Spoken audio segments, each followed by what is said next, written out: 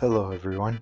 In this video, I'm going to try to cover a complex topic and try to make it as generalized as possible. How to build a custom RC car. What I'm going to do in this video is try to set up a subject to be as universal as possible, if that even is possible, because I see a lot of comments and questions directed at the internet to ask, will this fit? Will this not fit? Will this work? Will this not work? My question, first of all, is, have you tried? So I'm going to throw a lot of things on the bench right now that will seem incompatible. And through the progress of this video, we will do what everyone that gets into this hobby should set themselves out to do, is make them work. This is a hobby. It shouldn't all be plug and play. You should have some fun trying to get it to work.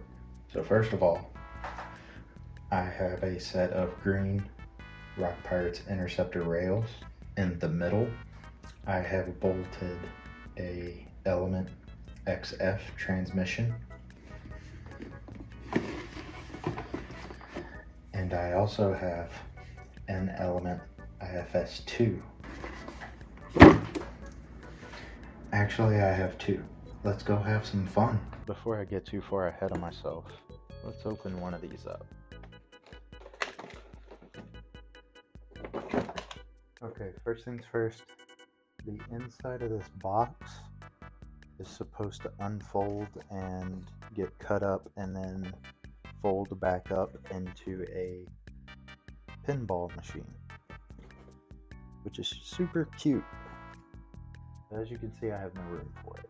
You get instructions, sticker sheet. You never have too many stickers. Drive shaft slider, what I'm going to call this.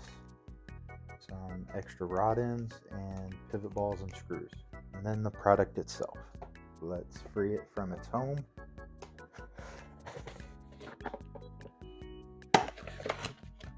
Something super interesting I've just learned. You have to disassemble all of this. And that reveals that these aren't really jack stands.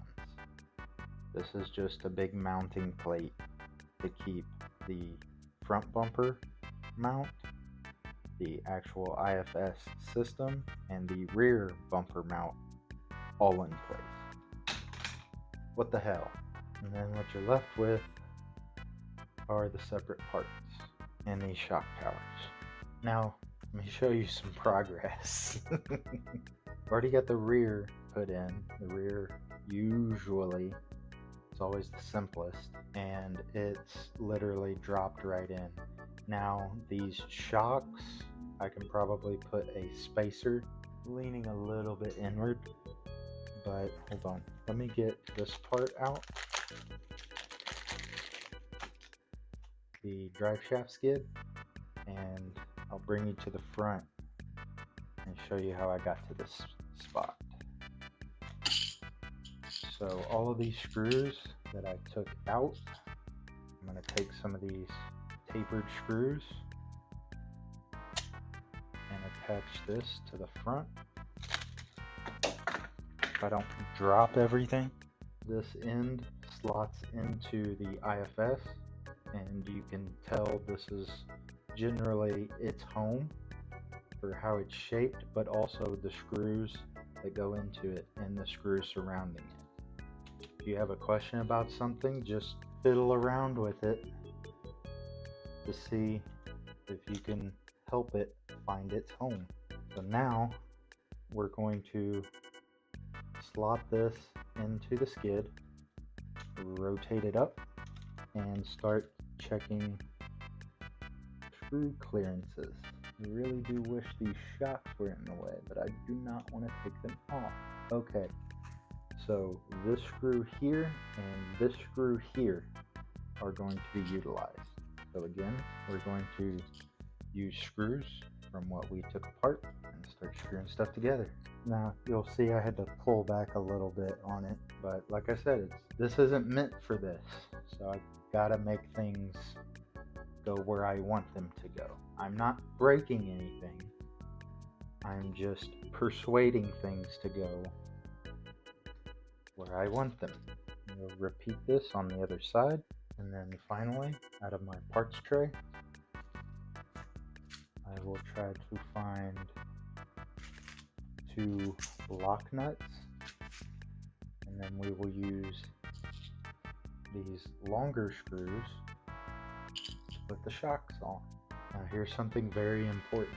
This is a very good learning moment.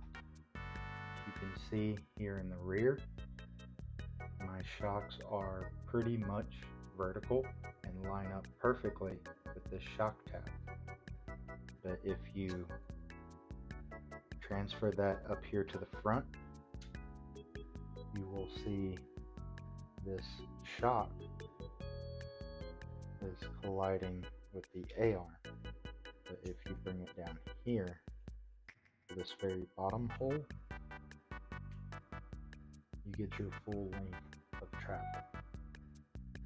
So what I'm going to do is mount it here for now, but in the future I would like to get a shock key to run forward so I can run it at the heightened shock position to give me a lower center of gravity. Like I said, for now we're going to run it in the low position, give ourselves some travel. The higher you run your shock mounted, the lower it's going to make the vehicle, generally speaking. Okay, just for video purposes, I went ahead and raised the rear to match the front. And oh yes, out of my screw bin, I will need to find 2 long grub screws that will go into the skid to hold the drive shaft skid onto the center skid plate. But I'm going to do that off camera because I'd like to say first and foremost, I did not expect this to be this easy. Sorry for the jump cut. I rewatched the footage and learned that my microphone died 3/4 of the way through that video. So we're going to jump cut through the end and show you the semi-finished project. I do have to sit here and admire this for a little bit because I've wanted to do this project for like 2.5 years. Like ever since Element came out with the first IFS, I've wanted to do this. And I know it's been done with the IFS 1. I think there's a couple people that have been doing this with the IFS 2. I'm not hating on it, trying to claim I'm the first. No, I've had this fire to want to do this. And now it's in front of me and I'm like a dog that caught a car. Now I don't know what to do with myself. Looking into the future with this, yes, I do want to keep it 4-wheel steer. I also want to slam it, and then in my staring last night, I noticed the wheelbase is about 11 3/4. That's also because it's at this very front hole. The rear is at this very front hole. If I can move it back to that back hole, we should be at 12.3. The body that I want to put on this is 12.3. So, I mean, I could leave it at 11 3/4. They make a short wheelbase Bronco body, but I don't want to have to go out and buy a body. God, this is so cool though. I almost want to mess with the springs as well, because I mean, look at that flex. It's like half a hand. But if you smoosh it, yeah, you can get a fist under it. So I feel like some shock tuning will be in order. But like Scale Builder says, just drive it. I need to drive it first. There's a little bit of work that needs to be done before I get to that point. Like I said, I need to move it to 12.3 for me to be happy. So I will probably take this piece and totally redesign it, push this back. But that's what comes with doing a custom RC car. You shouldn't be scared. Just dive in, you'll figure out the problems, and from there you can work forwards. You know, this would probably have been a lot easier if I'd have done this on element rails. I have to dig through and see if I have element rails. But you know me in the color green, brute force this and make it happen one way or another. I'm already rambling again. Last thing I'll leave you off with, I have files for 3D printable element sliders. I'll be printing those and putting those on here. But other than that, we're going to leave it there, and I'll see everyone in the next video.